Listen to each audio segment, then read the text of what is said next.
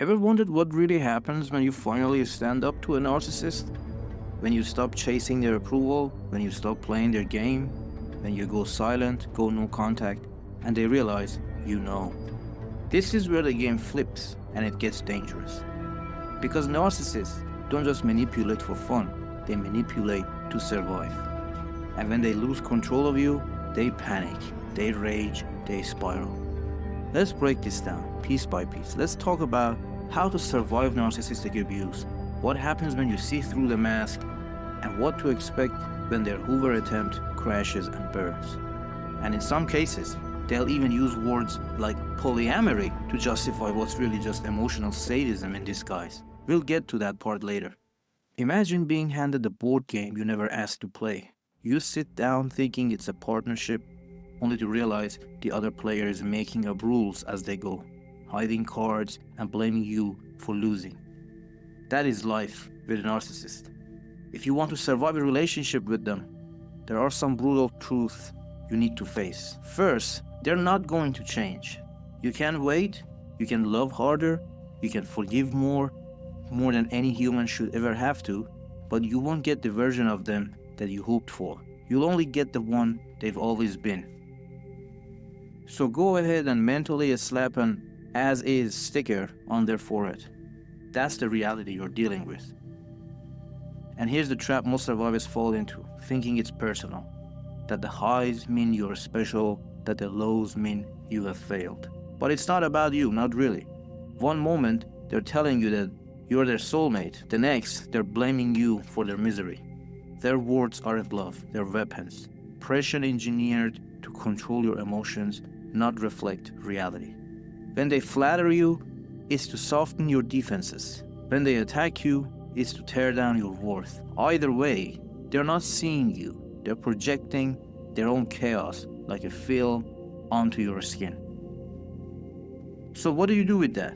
You build walls, not polite boundaries that can be argued with, not hopeful requests you hope they'll honor. I'm talking about boundaries that aren't for negotiation. And when they push, because they will, you don't explain, you don't debate, you just enforce. You also have to stop listening to their apologies, because apologies without action are just another act in the show.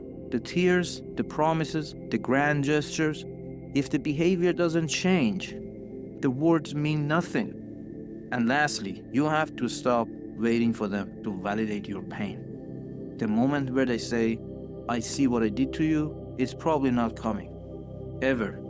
Your healing begins the moment you believe what happened, the moment you stop needing their permission to grieve it.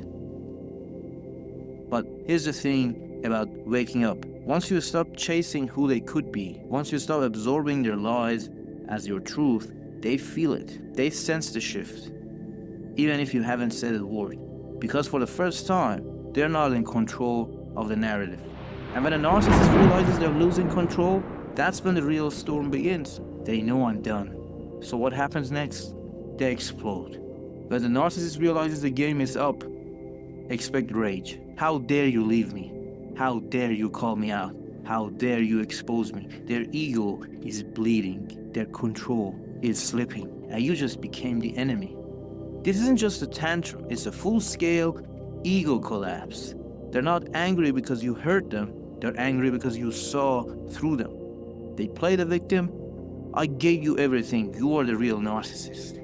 No one will ever love you like I did. This isn't guilt.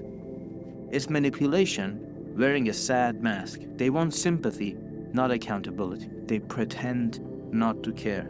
Sometimes they go cold, silent, disengage, but don't be fooled. Indifference is still control. Silence is a message. It says, see how little you matter? They gaslight harder. You saw the text, you heard the lie, you felt the abuse, but suddenly, that never happened. You're overreacting, you're remembering it wrong. They'll try to confuse you until you question your own mind. Now, gaslighting is psychological warfare, and when you call it out, they escalate. They smear your name, you go no contact, they go to war. They paint you as the abuser, they twist the story, they rally others against you, It's not personal, it's tactical. They're protecting their image. To maintain the illusion, they must discredit you first, especially if you have evidence. And then comes the silence. You've seen the mask, you've named the game, you've stopped reacting, stopped explaining, stopped dancing around their chaos, and now they're scrambling. Because what happens when a narcissist pulls every trick and none of it works? What happens when you don't come back? The Hoover is when they try to suck you back in. I miss you. I've changed. Can we talk? But this time, you don't fall for it. You block, you stay gone, you stay strong. So what happens next? They panic. You were supposed to respond. You were supposed to cry. You were supposed to crawl back. But you didn't. And now, their world is collapsing. You've broken the cycle. And to a narcissist, that means death to their control. They spiral. They don't know who they are without control, so they lie to themselves. You were toxic. You were the problem. You were never that great anyway. They rewrite the story to protect their ego. They switch tactics, the desperate ex, the fake friend, the sudden emergency. It's not real, it's a trap. They test the lock on every door you closed, hoping one still opens. They might disappear. Sometimes they go silent, but it's not closure, it's a setup. They're waiting for you to break. Disappearance is a passive Hoover, a tactic to create suspense, confusion, and false hope. So what happens when you break free? This is where the real story begins. Because when you resist the Hoover, something shifts. You reclaim your power. You stop living for their validation. You stop explaining yourself. You stop bending. You start breathing. Freedom feels strange at first, like you've stepped into a silence you forgot existed. You remember who you are. In toxic relationships, your identity gets erased, but now you remember your voice, your needs, your worth. You start rebuilding from the inside out. You rediscover joy, curiosity, safety. You come home to yourself. You choose truth over fantasy. You stop chasing potential. You stop hoping that they'll change. You start seeing clearly, and that clarity, it sets you free. Healing is seeing the same story with new eyes and finally believing your own. But before we close, there's one more thing we need to talk about. Some narcissists have learned to use modern language to cloak their manipulation. And one of the most common masks they wear today is polyamory. Now, let me be clear. I'm not saying polyamorous people are narcissists. Not at all. There are people who are genuinely poly and capable of deep, ethical, loving, non-monogamous relationships built on honesty, respect, and emotional maturity. But that's not what we're talking about here. What narcissists do is exploit the label. They claim to identify as poly, not because they want mutual freedom, but because they want entitlement. They want the ability to collect partners like trophies. They want the right to sleep around while still expecting you to stay loyal. And when you react with hurt or confusion, you're being possessive. You need to work on your jealousy. This is who I am, and if you can't handle it, that's your trauma. That's your issue. They'll talk about their new date in front of you. They'll praise how exciting, attractive, or emotionally intelligent that person is.